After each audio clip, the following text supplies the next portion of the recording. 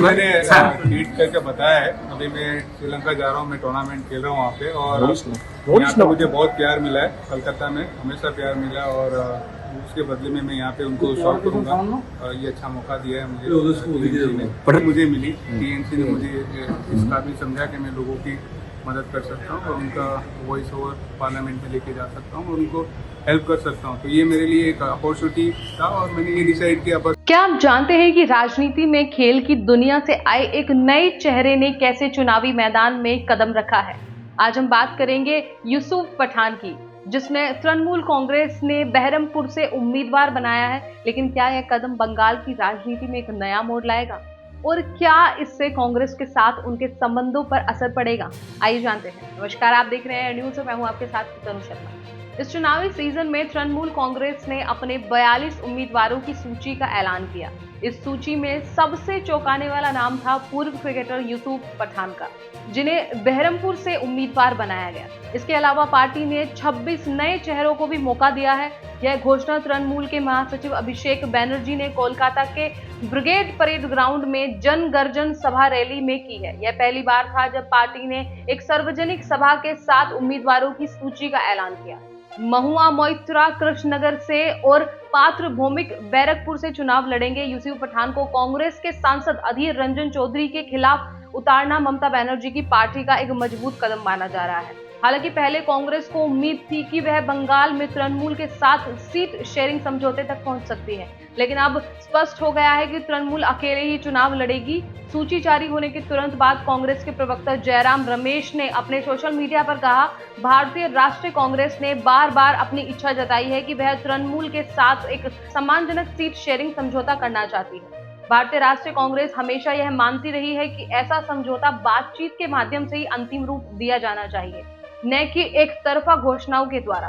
भारतीय राष्ट्रीय कांग्रेस हमेशा चाहती रही है कि इंडिया समूह मिलकर बीजेपी से लड़े, रमेश ने आगे कहा। इस रैली में ममता बनर्जी ने अरुण गोयल के चुनाव आयुक्त के पद से इस्तीफा देने और दिल्ली से दबाव में न आने के लिए सलाम किया। उन्होंने सीएए को लेकर केंद्र पर निशाना साधा और कहा, यह सीएए नहीं बीएए है, वह आपको बांग्लादेश भेज देंगे, हम एनआरसी की अनुमति नहीं देंगे। तृणमूल के महासचिव अभिषेक बैनर्जी ने भी भारतीय जनता पार्टी पर हमला बोला और उसके नेताओं को बाहरी और बंगाल विरोधी कहा।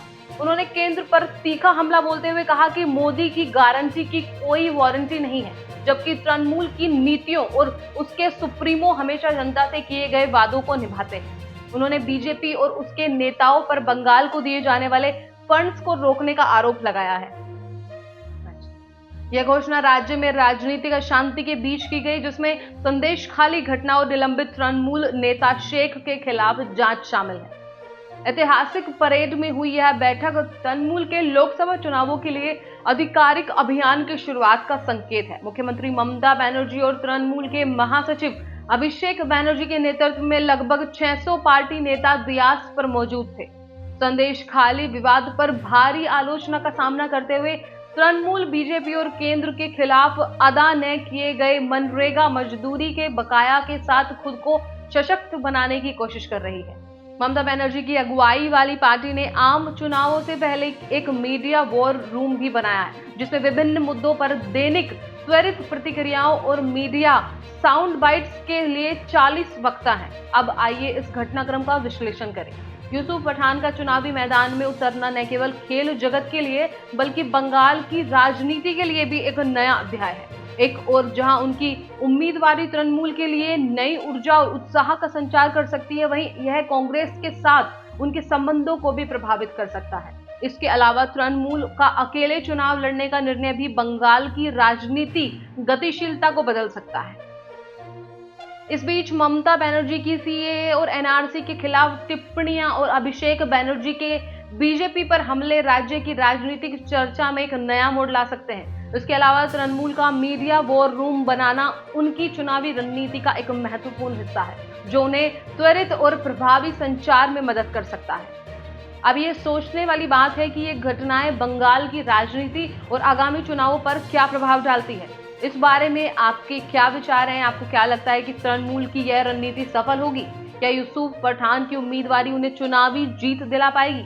आपकी राय हमें बताएं नीचे कमेंट्स में। इसी के साथ साथ मैं तनु शर्मा आपसे विदा लेती हूँ, फिर मिलती हूँ एक नई अपडेट के साथ। तब तक के लिए आप बने रहिए एयर न्यूज के साथ। नमस्कार।